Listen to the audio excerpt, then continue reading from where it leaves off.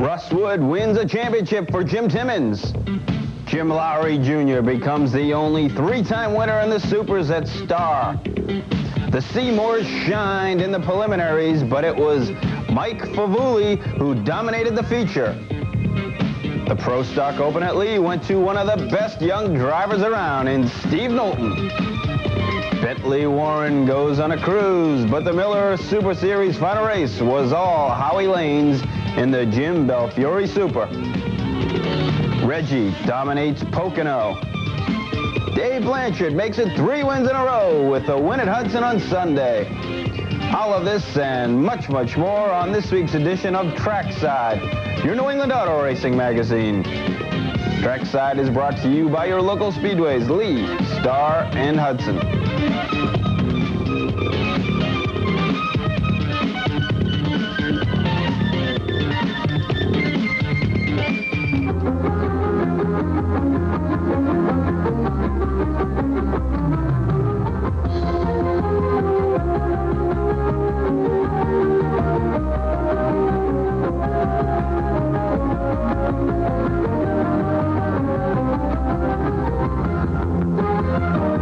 Sunday afternoon, the third quarter championships for all divisions with extra length races and extra purses, all beginning at 1 p.m. at Hudson Speedway. Hello everyone and welcome to this week's edition of Trackside. I'm Bill Burton. I'm in the Trackside studios here. Well, we're going to give you a half hour of exciting racing coverage.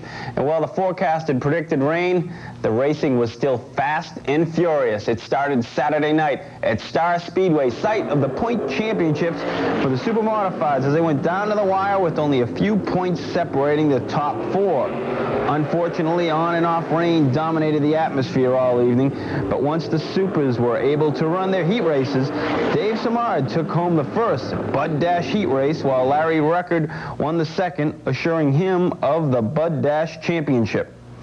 Now it was feature time, and only 17 points separated Dick Batchelder and Larry Record for the Super Modified Championship.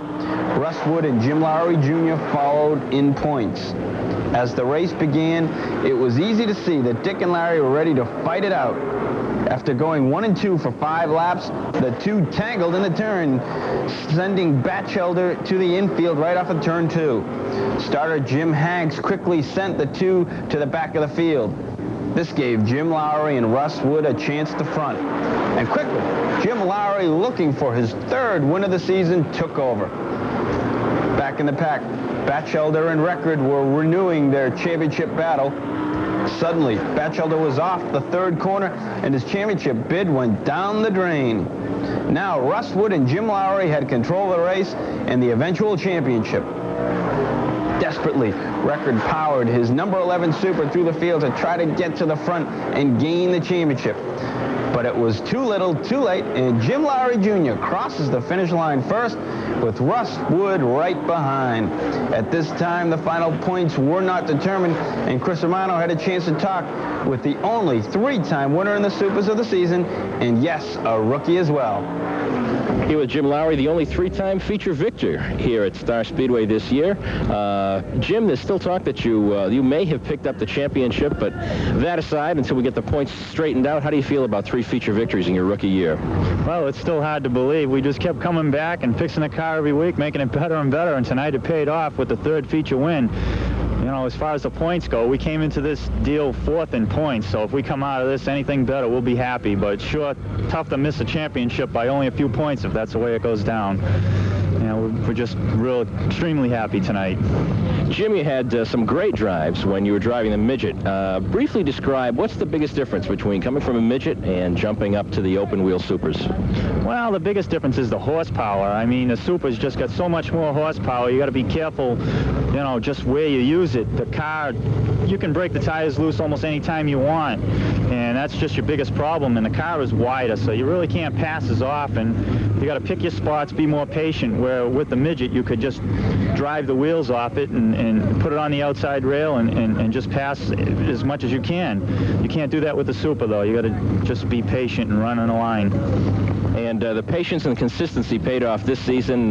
Possibly a second, possibly a championship in points. We'll know know, certainly by the time this program is broadcast, and 3 feature wins on the year. Undoubtedly, Star Speedway's Rookie of the Year in the Super Modified division.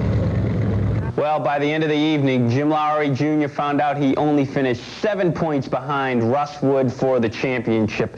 Our congratulations go out to Russ and his car owner, Jim Timmons, and sponsor, Shea Concrete. And yes, our congratulations also have to go out to young Jim Lowry and the Lowry organization. It was a fine season with 3 wins, the only one in Super Modifieds to do that. We know we're going to be hearing a lot more from that family and that driver especially. Okay, as for the rest of the top 10, Dick Batchelder finished 3rd at 419, 2 points behind Lowry, and record was 4th with a total of 418. Finishing 5th was one of our favorites here at Trackside, Art Russo. And yes, there was other action at Star Speedway beside the Super Modifieds, of course, the NEMA Midgets. And who else do we go to when we need information on the NEMA Midgets? Chris Romano. Take it away, Chris. Stop number 15 on the SM LaRusso Northeastern Midget Association Tour was back here for the closing evening at the Star Speedway. And taking down the first heat was Bobby Seymour. Seymour won his heat handily, and the next heat, oddly enough, went to his brother Mike Seymour. Seymour had his work cut out for him. He had to go through a first-lap skirmish between pole sitter Paul Lawless and rookie in the number 21, Mike LaJoie. After that, he had Drew Finoro breathing down his neck. Finoro tried to get by at one point, but just bobbled a little bit and did hang on for second to win that heat. Winner of heat number 2 here at Star Speedway, Mike Seymour. Mike, a tough battle with Drew Finoro, but some problems in the pits now? Yeah, I've been having problems in hot laps. I popped an oil filter, and we still seem to be having the same problems. So I think just we're building too much pressure on a cool night. Were there any problems with the car during the heat? It didn't look like it. No, it was handling fairly well. We had a little bit of a push, but basically we're in pretty good shape. We'll let you get back to work. We know you're busy. Thanks for talking to us. All right. Winner of heat number 1, Bobby Seymour. And Bobby, you and your brother have won like the last 4 heats in NEMA competition. It's a real Seymour act these days. Well, I don't know. We haven't won that many features yet. We got to win some features, 3 or 4 in a row. If we can reel off a few of them, we'll be a lot happier. Heat races don't pay anything. Yeah, that's the hot setup. How was the car handling tonight in the heat? Well, it was better. In hot laps, I felt like we were so far out to lunch. I've never been that way at this racetrack. I feel I know this place better than any place, but today, for some reason, I don't know if it was because of the classic or I would imagine that's what the problem. It's not a problem. It's just the track is got so much rubber down. It's so tight that it's hard turning the corner. So you got to just put more stagger in the car to get it to turn, and that's what we were fighting. Finally, in the heat race, I seem to be a little better. I hope we're even better for the feature. Well, we'll watch you in the feature and hope you can get one of those to add to the scrapbook. Okay, thank you. Thank you. Feature time rolled around, and rookie Howard Bumpus took advantage of his pole position to lead through the halfway point. A caution came out for the slowing car of Bobby Seymour on the restart. Bumpus held his own against Brian Caruso. There was another restart for the spun car of Mark Cleveland. When the race finally restarted again, Bumpus still held on, but he couldn't hang on against Mike Favuli, who was on rails tonight. Favuli went on to pass Bumpus and win his second feature of the year in Northeastern Midget Association competition. Bumpus finished a fine second. Brian Caruso, winner last time out here at Star, was 3rd. Drew Finoro finished 4th, and Doug Cleveland hung on for 5th. Mike Favuli, when last we saw you in Victory Lane, it was early in May at the beginning of the season. Tonight, you're back here at Star Speedway. A lot of seconds, a lot of thirds leading up till tonight, and even at intermission, you were still fiddling with the engine. What took place there? Well, for the last 3 or 4 weeks, we've been struggling with the motor, Chris, and the motor just hasn't been running properly. We've pulled off a couple of seconds and thirds, but we didn't have the bottom end, and we decided to change the mag in kind of a desperation attempt tonight, and we changed it just before the feature, and the problem must have been in the mag because that thing went in the feature. It certainly did. Traffic, however, played an important part in this, and also you had a lot of good top runners up front. Howard Bumpus, rookie, was putting in his finest drive of the night. You got by him just after the halfway point, but did you think you were going to have problems getting by him? Well, after the first caution, I thought maybe I'd have a good shot at him. I slipped under Brian there. They were both running good, but I slipped under Brian. Then the caution came out again, and I said, oh, we're going to have to do this again. And the second time was actually tougher because I was pinned on the bottom trying to get trying to get ahead of Bumpus, and I had Brian outside of me, so I had to work until I got by Brian clean until I could get to Bumpus. And Bumpus did a heck of a job. He really did. I understand he finished second. He did a heck of a job. He deserves it for a rookie. He really does. It was a heck of a race, and now NEMA heads into October Madness. Tell us a little bit about that. Oh, October Madness starts off down at Waterford, New London. And we have an afternoon show there. Then we head up to Thompson, and then we're over to Lee USA Speedway for the Oktoberfest. 3 big races for NEMA, 3 big money races. The next time the NEMA Midgets are in action are October 8th at the Waterford Speed Bowl, and Trackside will have a report from there, bringing you all the action. For Trackside, I'm Chris Romano. Well, thanks, Chris, for that report. And again, we'd like to congratulate another rookie, Howard Bumpus Jr., who finished second behind Mike. Okay, we're going to take a break, so stay with us. When we return, we're going to look at the exciting action at Lee on Sunday. Stay with us. We'll be right back.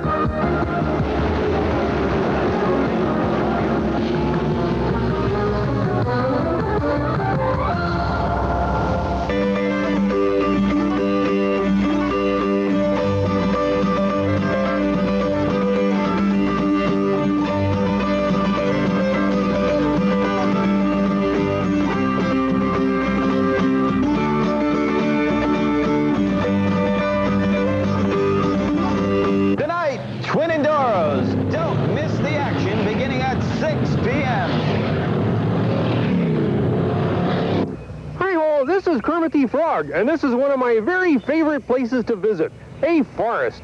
You know, forests are great places to go if you want to camp or hike or just admire the beautiful greenery. So this is a forest, huh? Wow. Ooh, check out all these leaves. Wait, tell them back home at the South Pole. As I was saying, forests are great places for everyone to visit. Not only that, forests are where we get wood, and forests help keep our air and water clean. Smell that fresh air, Millie. Forests are also home to lots of different animals. Unfortunately, these days our forests are in serious trouble.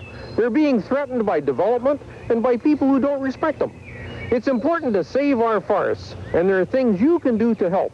To find out, write to Forests, National Wildlife Federation, Washington, D.C. 20036. Hey, let's get a picture with the talking frog. Remember, forests are more than trees. Drugs are great. Drugs make me strong. Drugs make me smart. Drugs make me feel good. Drugs make me cool. You believe that crap? Huh? Do you believe all that stuff they're handing you about drugs? You want to believe in something? How about yourself? Don't do drugs. Brought to you by MTV, RAD, and your local cable system.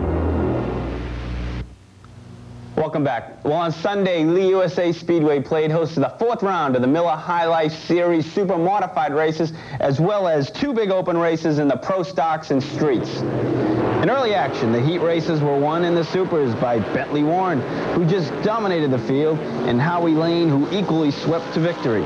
With the huge car count there were 3 heat races for the Streets and Pros. And then in Streets, Damon Televeris, Carl Gagnon, and Mitch Wendell. In the Pro Stocks, Mike Whedon, Steve Knowlton, and Buzzy Bezanson took the wins.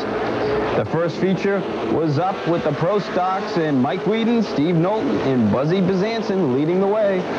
Whedon took off to a commanding lead after dicing with Steve Knowlton. Back in the pack, Buzzy Bezanson and Ralph Scavatti's machine that Mike drives at Star Speedway, Jim Libby, Pete Fiandaca, and Jim Boniface in the famous Miller car out of Claremont did battle. It appeared that the race was going to be all Whedon's until he suddenly slowed up on the backstretch with an overheating engine. This gave the lead to Steve Knowlton, who quickly took charge of the race.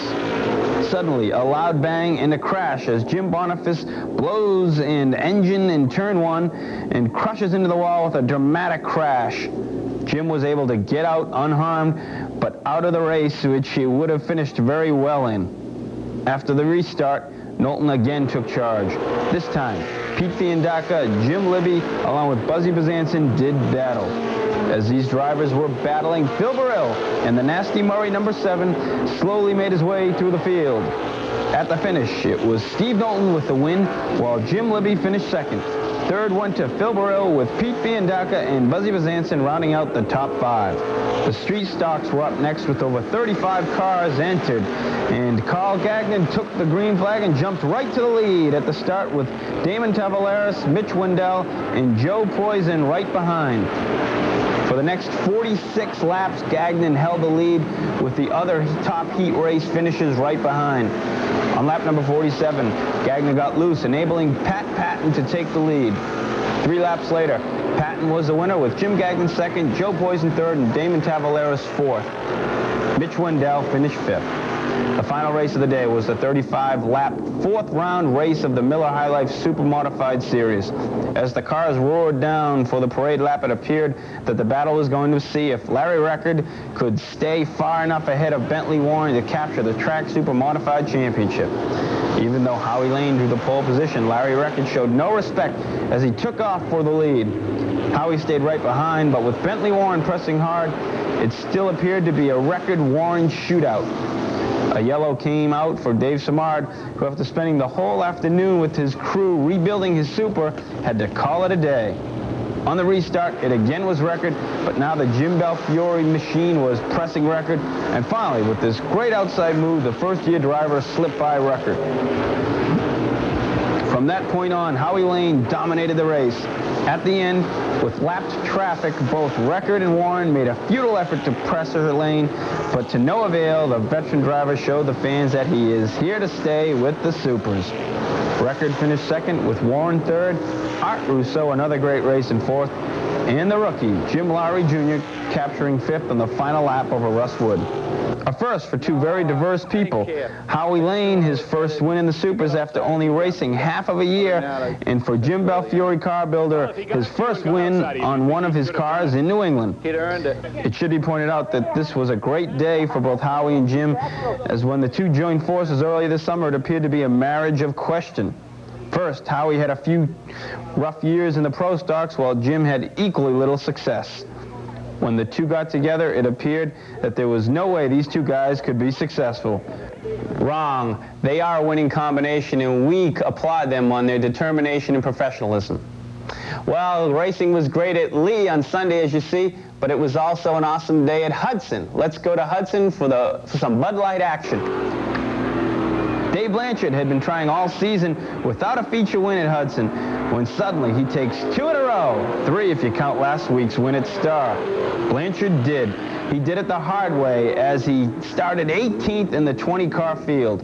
Early leader Eddie Freeland set the pace for the opening 17 laps before Blanchard took the front spot.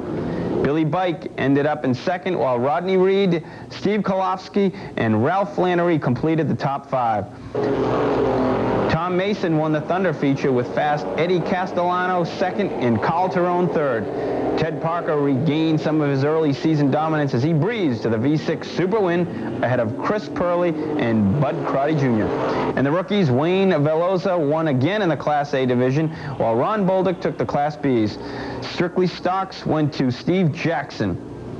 We do not have any footage of this race, but the unique train race was taken by the team of Tom Hannon, David Gath, and Bill McCarthy. Now, what is a train race, you ask? Well, it's very simple. An engine, a car, and a caboose. The 3 vehicles chain together, and they take off around the track.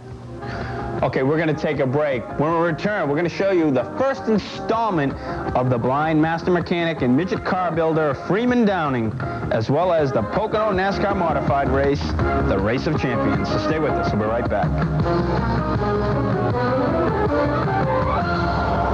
New Hampshire's center of speed, Lee USA Speedway presents the wrap-up of the Budweiser Cam 2 Triple Crown Series this Sunday afternoon. See the Pro Stocks, late models, street stocks, and the unpredictable hobby stocks race in a full program of qualifying heats and 4 big feature events this Sunday. Gates open at noon, first race at 1:30 for the Budweiser Cam 2 Triple Crown Series this Sunday afternoon at Lee USA Speedway on Route 125 in Lee, New Hampshire. I love hiking in the forest. You know, Robin, forests are more than just great places to go hiking in. They are? Sure. Forests are homes to lots of different animals. We get wood from forests, and they help keep our air and water clean. Gosh. But our forests are threatened by development and people who don't treat them with respect. Yeah. To find out how you can help, write to Forests National Wildlife Federation, Washington, D.C. 20036. How'd you know that address? A Frog Scout's always prepared.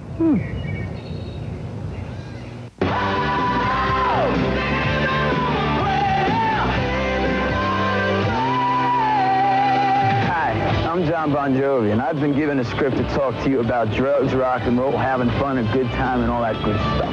Well, I'll tell you what, drugs is not a part of my everyday routine. It's not everyday fun. It's not good for you. All right, so listen, think twice before you do drugs, because there ain't no winners out there doing it. Brought to you by MTV, RAD, and your local cable system. Welcome back. Well, Freeman Downing is blind. Yes, it's an incredible story. Freeman Downing is a car builder and owner. Now let's go to Westford, Mass., where Chris Romano visited this very remarkable man and told us about this very remarkable story. We're here in the Downing Engineering Race Shops. Freeman, the latest Downing Engineering creation is sitting here to the right, the frame of the familiar 99. And what's being done with it right now? Well, I'm making some changes on the frame of it. We're going to build some new style Nerf bars and a new rear bumper and some new underpans, so I'm getting all that work done on it before I paint it so that we won't mess the paint up, of course. Freeman, let's go back a little bit into the history of midget racing and your history in midget racing. When did you first get involved? Oh, it was back in 55, 56, along in there. 55. Because I ran AAA with a sprint car in 54, and then I went to midgets the following year. And by the end of 55, I think AAA was out of it, and that's when the United States Auto Club started sanctioning, right?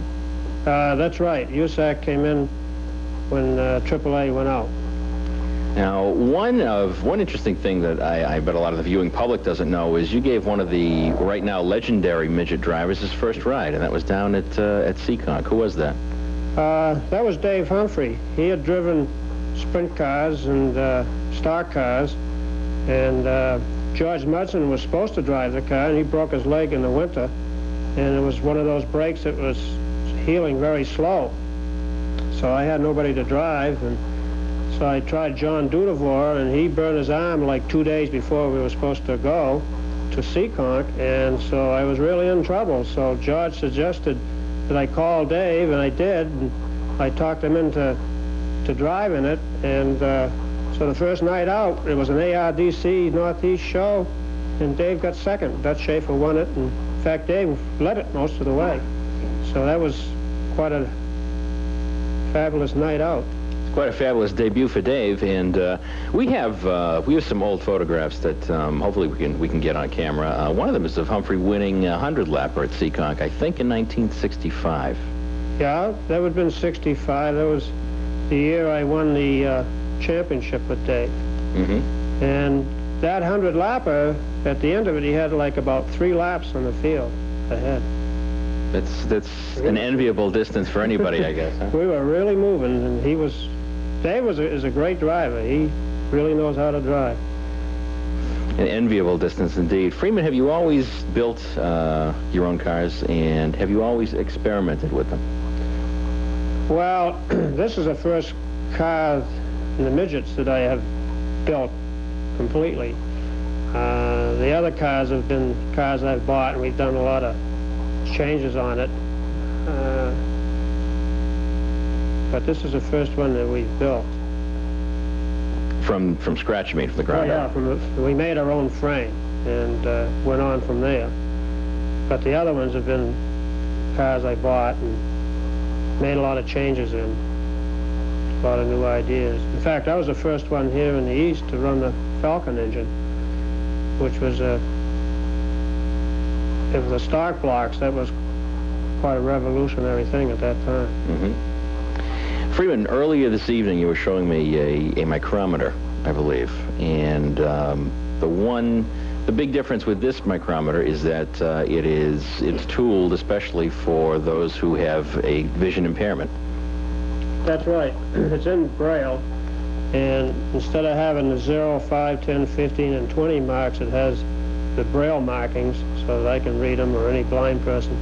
And then all the index lines in between and on those and along the barrel are all cut deep enough so you can feel them with your fingernails, so that, you know, with these Braille mics, I can make something within a quarter of a thousandth, which is pretty nice to be able to do. Let's talk about that for an instant. One of the things that I find amazing whenever I'm around your pits is that you're a man with a handicap, but at the same time, it rolls right off your back. People don't look at you as a handicapped mechanic. They look at you as, for instance, 1987 Northeastern Midget Association Mechanic of the Year. Racing's a tough enough business. It must be very tough with a vision handicap, and yet you haven't let that get to you, as it were. That's true. You know, for me to do it without my sight, I have to work a lot harder at it, and it takes a lot more patience. And you've got to have a lot more drive, because you can find yourself giving up if you don't. And so you got to have a want to really do it. That drive extends not only just to racing, but in your involvement outside of racing. You've been involved with many of the associations for the blind, with education for the blind. Tell us a little about those. Well, right now I'm still on the Lowell Commission of Handicapped Affairs. I'm an accessibility monitor with the State Office of Handicapped Affairs, and I just, in this last week, was asked to serve on the board for the regional group that the Massachusetts Commission for the Blind has. In fact, I have to go to Boston Wednesday to my first meeting with them. And, well, when we had the vocational school here in Westford, I served on the, as an advisory board member over there for quite a few years, and was quite helpful in getting them to give handicapped people a chance to go to that school. They really had the opportunity to open the doors for them, and it's worked out great, giving a lot of them a real opportunity that they should have had. Thank you, Chris, for that first segment. We will continue with the second part next week, so stay with us for that. Okay, the race of champions at Poconos is the granddaddy of them all for the modifieds. 52 cars started this race, and there was a lot of excitement even before the race began. Jimmy Spencer took home his heat race and then quickly jumped into a plane to Dover, Maryland, where he ran in the Grand National race. On Sunday, the number 24 driver experienced brake trouble and only had 20 minutes to make repairs. Reggie Ruggiero had horrible luck on Saturday, having to drop out of his heat race that he was leading. 52 of the best modifieds in the country lined up for the start on Sunday, and what a sight as these cars came down to take the green. Then George Kent had hit this wild accident that brought out the red flag. Fortunately, George was okay, only suffering a bruised ankle. The race as well was a great one, and with the fantastic run by Reggie to take the win. Reggie started the race on the last roll, 50 cars behind the front. Ruggiero's win vaulted him to the top of the points, taking the lead from Mike McLaughlin by one single point. There will also be additional presentations. Of course, On racing through the traffic, did you have any doubts that you'd be able to get to the front? Well, the car was going real good at the beginning, and I got up to like 8th spot, and then it was kind of hard getting them guys that were running really good, so that's why we opted to pit like early. It was like lap 85 or something, change tires, and then again and again and again. And I kept saying, boy, it's terrible looking from the back all the time. There's 100 cars out there. But the car just ran super all day. We were able to get back to the front. Had Mike not had his misfortune, you think it could have been a real shootout right to the end? It would have been like Thompson last week, I'll tell you. He was running good, and I was running probably a little bit better because I had the fresher tires of the two, but I couldn't see where I was going, so I had to guess where the corner was. I look out the side window going into the corner to see where I was, so it would have been a tough race. Well, that's about all we have time for here at Trackside. Next week, we'll bring you more action from the area, as well as the third quarter championships at Hudson Speedway, where the Bud Light and Thunder action is coming right down to the wire. You won't want to miss that. action from the Bud Triple Crown Series at Lee, as well as the second segment of the Freeman Downey Charles Denny feature. You want to see that second part. It has some great, great stories. Well, we'll also have some other highlights from Thompson Speedway from 2 weeks ago, as well as a few surprises you won't want to miss. So for everyone here at Trackside, I'm Bill Burt. And remember, everyone, we'll see you at the races. Take care, everybody.